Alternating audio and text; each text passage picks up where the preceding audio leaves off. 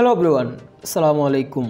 এই ভিডিওতে আমি আপনাদের সাথে তুলে ধরার চেষ্টা করছি বাংলাদেশের রাস্তায় অবৈধ বাসগুলি সম্পর্কে কিছু বিস্তারিত তথ্য। আমি কি পাশাপাশি জানানোর চেষ্টা করেছি রোড পারমিট না থাকার কারণেও এই বাসগুলি কিভাবে নির্দ্বিধায় দেশের রাস্তায় সার্ভিস দিয়ে যাচ্ছে। ইভেন শুধুমাত্র ছোটখাটো বাস কোম্পানি নয়, বাংলাদেশের সুনামধন্য অপারেটর কিংবা বড় বড় বাস কোম্পানির বহরও এমন পর্যন্ত কিছু বাস রয়েছে যে বাসগুলোর অনেক আগে রোড পারমিট বাতিল কিংবা বাসগুলো অবৈধভাবে তৈরি করা হয়েছে। তবে যতই বাসের সাইজ বাড়িয়ে বাস একটু লম্বা করে যাত্রী বেশি নেওয়ার জন্য তৈরি করা হলো কিংবা বাসের রোড পারমিট বাতিল হলেও এখন প্রশ্ন হচ্ছে বাসগুলি কিভাবে সার্ভিস দিয়ে যাচ্ছে কিংবা অবৈধ যে বাসগুলো তৈরি করা হচ্ছে সেই বাসগুলো বা কিভাবে বিআরটি এর রোড পারমিট দিয়ে থাকে। যেখানে বাংলাদেশের রাস্তায় ইফাত মোটরস থেকে সিরিজ নিয়ে আসা ভারতীয় আশোক লেল্যান্ড ইগল 180 এই সিরিজগুলোর উপরে বডি নির্মাণকৃত সম্পূর্ণ ডাবল ডেকার বাস তৈরি করা বাংলাদেশের নিয়ম অনুযায়ী সম্পূর্ণভাবে অবৈধ। তবে এখানে যার মধ্যে আমাদের দেশের সবচেয়ে বেশি যেটা প্রচলিত সেটা হচ্ছে দেশীয় ইফাত মোটরসের আমদানিকৃত ভারতীয় আশোক লেল্যান্ড ইগল 180 এই মডেলের সিরিজের উপর সবচেয়ে বেশি স্লিপার কোচ কিংবা ডাবল ডেকার বাসগুলো তৈরি করা হয়েছিল। যেখানে বাসের মূল দৈর্ঘ্য হচ্ছে 12 মিটার পর্যন্ত। সেখানে গ্যারেজে বাসটিকে এমনভাবে তৈরি করা হচ্ছে বাস যদি সম্পূর্ণভাবে নির্মাণ করা হয় তাহলে 13 মিটার কিংবা 14-15 মিটার পর্যন্ত লম্বা হয়ে যাচ্ছে আমাদের দেশে সার্ভিস দিয়ে স্লিপার কোচ কিংবা ডাবল ডেকার বাসগুলো। তখন প্রশ্ন হচ্ছে 12 মিটার এক্সিসের বাসের উপরে সেখানে 14 থেকে 15 মিটার কিভাবে হয়ে যায়। তাহলে এখানে দেখা যাচ্ছে গ্যারেজে নিয়ে যাওয়ার পর বাসটিকে জোড়া লাগিয়ে বাকি 3 থেকে 4 মিটার পর্যন্ত অ্যাড করে দেওয়া হয়েছে। তাহলে এখানে বাসের যে একটি ধারণ ক্ষমতা বলেন কিংবা বাসের যে একটা ক্যাপাসিটি সেটা কিন্তু অনেক আগে নষ্ট হয়ে যায় কিংবা বাসটিও পুরোপুরি রাস্তা যখন চলাচল করে তখন কিন্তু পুরোপুরি ঝুঁকির সম্মুখীন হয়ে থাকে। কারণ যেহেতু সে বাসটিকে আগে আমি বলেছিলাম গ্যারেজে নির্মাণ করানোর সময় পিছনে একটু জোড়া লাগিয়ে বাসটিকে সাধারণের চাইতে অনেক বেশি লম্বা করে যাত্রী বেশি নেওয়ার জন্য বাস মালিকরা সাধারণত এই কাজগুলো করে থাকে।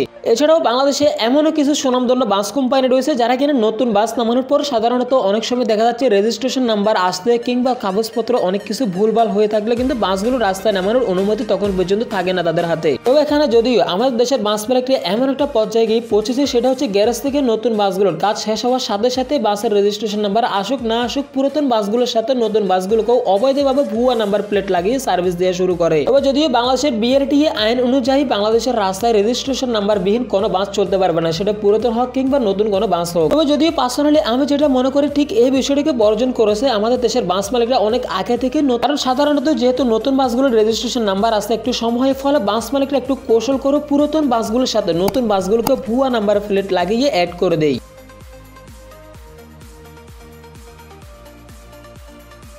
এবার পরবর্তীতে সেই বাসটির যদিও সঠিক রেজিস্ট্রেশন নাম্বার এসে থাকে তাহলে বাংলাদেশে এমন কিছু বাস মালিক রয়েছে যারা কিনা বাসের রোড পারমিট কিংবা কিছুই করে না। পূর্বে সেই বাসগুলো যেভাবে সার্ভিস দিচ্ছিল বর্তমানে সেই বাসগুলো এখন পর্যন্ত একইভাবে সার্ভিস দিয়ে যাচ্ছে। তবে পূর্বে যদিও বাংলাদেশের পরিবহন সেক্টর থেকে হারিয়ে যাওয়া একটি অপারেটর হচ্ছে এই কিয়া পরিবহন, তারাও কিন্তু ঠিক একই পথে হেঁটেছিল বাসের রোড পারমিট না করে বাংলাদেশের রাস্তায় সার্ভিস দেওয়ার ফলে বাংলাদেশ বিআরটি পুরো বাস কোম্পানিটি বন্ধ ঘোষণা করে। আবার অনেকে তো এটা মনে করে যেহেতু তার বহরে 200 থেকে 300 পর্যন্ত রোড পারমিট বাস রয়েছে সেক্ষেত্রে 2 থেকে 4টি বাস তো রোড পারমিট ছাড়া কিংবা অবৈধভাবে চলতেও পারে, তাতে এমন কি আর দোষর হতে পারে। তবে এই বিষয়টি সবচেয়ে বেশি দেখা যায় আমাদের দেশের স্লিপার কোচ কিংবা এসি নন এসি সেক্টরে। বেশিরভাগ ক্ষেত্রে দেখা যায় বাসের রোড পারমিট নেই কিংবা বিআরটি বাসগুলোকে অনুমতি না দিলেও জোর করে বাসগুলো বাংলাদেশের রাস্তায় এখন পর্যন্ত সার্ভিস দিয়ে যাচ্ছে। এখন প্রশ্ন হলো আমাদের দেশে ভারতীয় সেজের উপরে যে ডাবল ডেকার বাসগুলো নির্মাণ করা হয়েছে সেই বাসগুলো কিভাবে রোড পারমিট পেল কিংবা আদৌ এই বাসগুলো কিভাবে সার্ভিস দিয়ে যাচ্ছে। এখানে আমার জানা মতো হয়তো টাকা পয়সা দিয়ে কয়েকটি বাস কোম্পানি রোড পারমিট নিল, বাকি অন্যান্য যে সমস্ত ডাবল ডেকার বাসগুলো সার্ভিস দিয়ে যাচ্ছে আমার মনে হয় একটি বাসের কোনো রোড পারমিট নেই কিংবা বাসগুলো সম্পূর্ণভাবে অবৈধ সার্ভিস দিয়ে যাচ্ছে। এখন প্রশ্ন হচ্ছে বাসগুলো চলাচল করতেছে মূলত জেলা মালিক সমিতির সাথে হাত রেখে। তবে যদিও গত 3 মাস যাবত কক্সবাজার জেলা মালিক সমিতিরা বাংলাদেশ বিআরটি এর কাছে এই অবৈধ বাসগুলো সম্পর্কে তারা একটি অভিযোগ দায়ের করে। তবে যদিও সেখানে সাধারণত স্লিপার কোচ কিংবা যে সমস্ত ভারতীয় ব্র্যান্ডের সেসিসের উপরে ডাবল ডেকার বাসগুলো নির্মাণ করা হয়েছে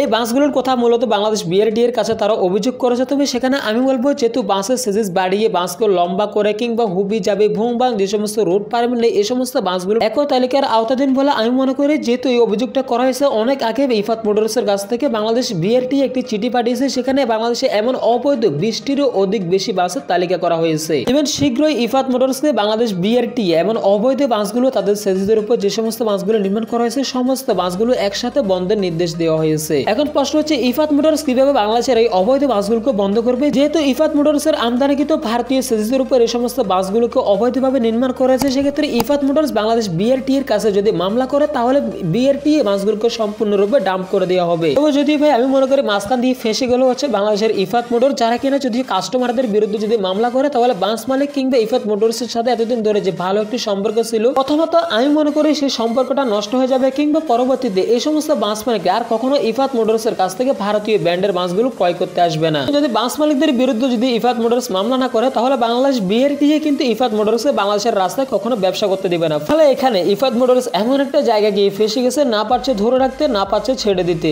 পরবর্তীতে ইফাত মোটরস যদি বাস মালিকদের বিরুদ্ধে মামলাও করে দেয় তাহলে আমি বলবো বাস মালিকরা যে এত লাখ লাখ টাকা খরচ করে বাসগুলোকে স্লিপার কোচ কিংবা ডাবল ডেকার বাসে রূপান্তরিত করলো, এই টাকার ড্যামারেজ কারা দিবে? ফলে আমার জানা মতে খুব সম্ভবত হয়তো ইফাত মোটরস আর কি নিজে থেকে এই বাসগুলো ড্যামারেজ দিবে, হয়তো এই বাসগুলোকে কেটে ছিঁড়ে বাস মালিকদেরকে নতুন একটি স্লিপার কোচ কিংবা নন এসি বাসগুলোতে কনভার্ট করে দিবে এই বাসগুলোকে। এবার পার্সোনালি কিছুদিন আগে আমি ইফাত মোটরস সম্পর্কে যে তথ্যটা পেলাম সেটা হচ্ছে আপনারা এখন যদি ভারতীয় ব্র্যান্ডের বাসগুলোকে কিনতে চান তাহলে আপনাদেরকে এগ্রিমেন্টে সাইন করতে হবে যে বাসকে অবৈধ কিংবা ডাবল ডেকার এই বাসগুলোকে কোনো প্রকার অবৈধ বাসে রূপান্তরিত করা যাবে না।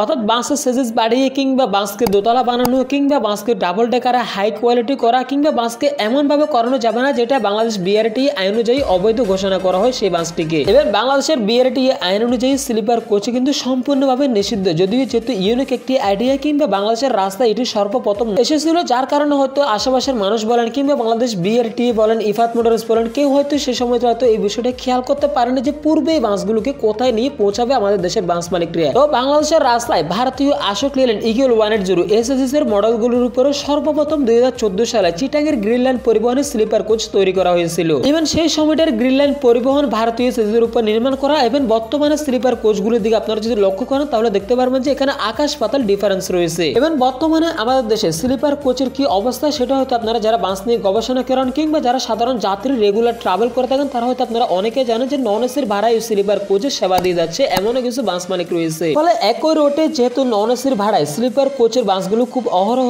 পাওয়া যাচ্ছে, ফলে যাত্রীরা খুব বেশি একটা স্লিপার বাসগুলোকে সাজেস্ট করে থাকছে, ফলে ক্ষতির সম্মুখীন হচ্ছে দেশে সার্ভিস দেওয়া নন এসি বাস কোম্পানিগুলো। এবং সবকিছু মিলিয়ে পরিশেষে আমি বলবো বাংলাদেশের রাস্তায় এমন অবৈধ বাস কিংবা রেজিস্ট্রেশন ছাড়া রাস্তায় বাস নামানো কিংবা বাসের সেজেস বাড়িয়ে বাসকে সম্পূর্ণ ঝুঁকিপূর্ণভাবে রাস্তায় সার্ভিস দিয়ে এগুলো আশা করি বন্ধ হতে থাকবে। তো পরিশেষে এখন দেখার পালা হচ্ছে বাংলাদেশ বিআরটিএ কিংবা ইফাত মোটরস এই অবৈধ বাসগুলো সম্পর্কে কি ডিসিশন নিচ্ছে কিংবা বাসগুলোকে আদৌ এইভাবে অবৈধ সার্ভিস দিবে নাকি বাসগুলোকে বন্ধ করা হবে। তো যদিও এর আগেও আমি আপনাদেরকে বলেছিলাম বাংলাদেশে এমন বহু পুরনো অপারেটর ছিল যারা পরিবহন সেক্টর থেকে হারিয়ে যাওয়ার মূল কারণ হচ্ছে বাসের ডকুমেন্টস বলেন কিংবা বাসের রোড পারমিট না থাকার ফলে বিআরটিএ পুরো বাস কোম্পানিকে ডাম্প করে দেয়। তাই আমি আপনাদেরকে সাজেস্ট করবো আপনারা যারা ছোটখাটো বাস কোম্পানির ব্যবসা করেন খুব শীঘ্রই আপনারা বাসের ডকুমেন্টস বলেন কিংবা বাসের রোড পারমিট যদি না থাকে এই সমস্ত বিষয়গুলো আপনারা ঠিক করে নেবেন। কারণ দেখে ভাই শুধুমাত্র আমার লেকচার শুনে যে আপনাকে বাসের রোড পারমিট কিংবা বাসের ডকুমেন্টস ঠিক করতে হবে এমনটাই হতে না। পরিবহন সেক্টরে যদি লম্বা সময় আপনার টিকে থাকতে হয় তাহলে এই বিষয়গুলো আপনাকে অবশ্যই খেয়াল রাখতে হবে। তো যদি আজকের এই ভিডিওটি অনেক বেশি বড় হয়ে গেছে সেটা আমি জানি, তাই আমি আশা করবো ভিডিওটি বড় হলো অন্তত এই ভিডিওর মাধ্যমে আপনারা অনেকে অনেক কিছু শিখতে পারবেন। দেশের ট্রান্সপোর্ট রিলেটেড যে কোনো তথ্য জানতে অবশ্যই আমাদের আরএস বাস লাভার চ্যানেলটি সাবস্ক্রাইব করে পাশে দেখবেন। এমনকি বাংলাদেশে এমন অবৈধ বাসগুলোতে আপনারা যদি ভ্রমণ করে থাকেন তাহলে শেয়ার করতে পারেন আমাদের ভিউয়ার্সদের মাধ্যমে। যারা